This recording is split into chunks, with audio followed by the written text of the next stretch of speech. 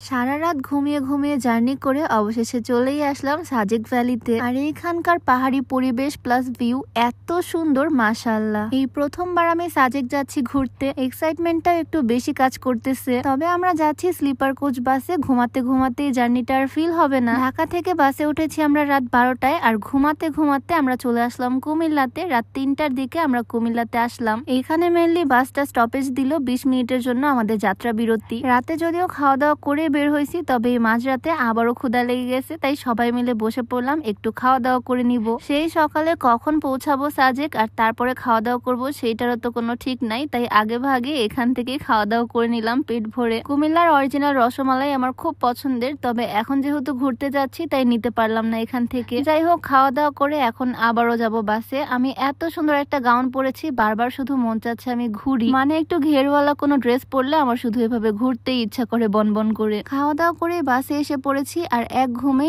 একদম সকাল 7:30। সকাল সকাল উঠেই জানালা দিয়ে দেখি আমরা পাহাড়ি রাস্তায় অলরেডি চলে আসছি। আমরা চলে আসছি এখন খাগড়াছড়িতে। প্রায় 7-8 ঘন্টার মতো আমরা জার্নি করলাম আজকে, আর এখনো কিন্তু জার্নি শেষ না। বাস থেকে নেমে আবারও আমাদের যেতে হবে, এখনো 4-5 ঘন্টার রাস্তা বাকি। বাট বাকি রাস্তাটা আমরা যাব খোলামেলা একটা সিএনজিতে, মানে সেই চাঁদের গাড়ি টাইপের যে গাড়িগুলো হয় আর কি। পাহাড়ি আঁকাবাঁকা রাস্তা সুন্দরভাবে ফিল নিতে নিতে যাব এই খোলামেলা গাড়িতে করে। এর আগেও আমি পাহাড় দেখতে ঘুরতে গিয়েছিলাম বান্দরবানে, তবে সাজেক যাচ্ছি এই প্রথমবার, তাই ফিলিংসটাও একটু অন্যরকম। বাংলাদেশের সব জায়গায় আমার মোটামুটি ঘোরা শেষ, এই প্রথমবার সাজেক আসলাম। এইবার সাজেকটা ঘোরা শেষ হলে অলমোস্ট বাংলাদেশের সব টুরিস্ট স্পট গুলো আমার ঘোরা কমপ্লিট হয়ে যাবে। খাগড়াছড়িতে বাস থেকে নেমে এখানে আমরা এই সিএনজিটা নিয়ে নিলাম, আর এখন যাব সাজেককে। এইখান থেকে পাহাড়ি রাস্তায় প্রায় 65 কিলোমিটার দূরে সাজেক। নর্মাল সোজা রাস্তায় 65 কিলোমিটার যেতে প্রায় 1.5-2 ঘন্টা সময় লেগে যায়, আর এরকম পাহাড়ি আঁকাবাঁকা রাস্তায় তো আরো সময় লাগার কথা। প্রায় 20 কিলোমিটার আসার পরে আমরা একটা রেস্টুরেন্ট পেয়ে গেলাম। এখন এখান থেকে সকালের নাস্তাটা সেরে নিব।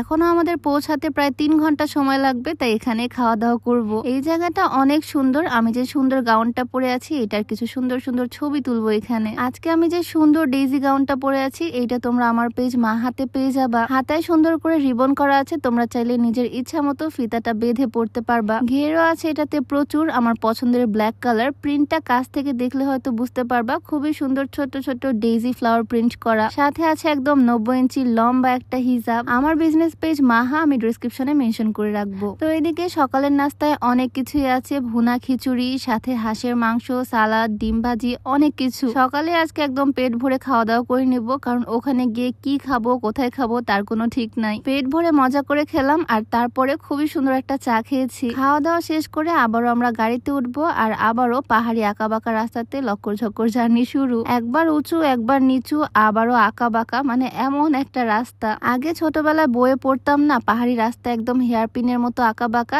এখন ঠিক সেই রকমই ফিল হচ্ছে। তবে এই পরিবেশের সৌন্দর্যটা না একদমই অন্যরকম। এই জায়গায় এসে আমরা কিছু পাহাড়ি ফলমূল খেলাম, ও পাকা পেঁপে খাচ্ছে, এদিকে আমি নিয়ে নিলাম আমরা। এখানে বসে বসে আরো অনেক রকমের ফলমূল ট্রাই করলাম। পাহাড়ি ফলে যেহেতু কোনো ফরমালিন মেশানো থাকে না, তাই খেতে একটু বেশি মজা হয়। আর এদিকে গুড নিউজ হচ্ছে আমাদের কিন্তু আর বেশি সময় লাগবে না পৌঁছাতে। আচ্ছা, ভিডিওর মাঝে একটু বলতে চাই, তোমরা যারা উচ্চতা বাড়াতে চাও এই কম্বোটা ট্রাই করতে পারো। এটা বিএসটিআই কর্তৃক অনুমোদিত। এগুলো কোনো ওষুধ না, এগুলো সাপ্লিমেন্ট, যেটা শরীরের হাড়ের বৃদ্ধি করবে। যেরকম আমরা ছোটবেলায় হরলিক্স কমপ্লেন খেতাম, ঠিক সেই রকম প্রোডাক্টের কম্বোটা তোমরা পেয়ে যাবা ফিট ক্যাফে ফেসবুক পেজ থেকে। পেজটা আমার ডেসক্রিপশনে মেনশন করে দেওয়া থাকবে। যাই হোক, সবাই মিলে আঁকাবাঁকা রাস্তাতে ঝাঁকি খেতে খেতে ফাইনালি চলেই আসলাম সাজেক ভ্যালিতে। এত বেশি এক্সাইটমেন্ট কাজ করতেছিল নতুন একটা জায়গা দেখবো। আর দেখো জাস্ট এই জায়গাটা এত সুন্দর, মনে হচ্ছে বিদেশে চলে আসছি। মাত্র তো গাড়ি থেকে নামলাম, আর আশেপাশের পরিবেশটা না ভীষণ ভাল লাগতেছে। সাজেককে বলা হয় মেঘের রাজ্য, তবে এখন পর্যন্ত আমরা মেঘ দেখতে পাইনি। ওয়েদার ভালো থাকলে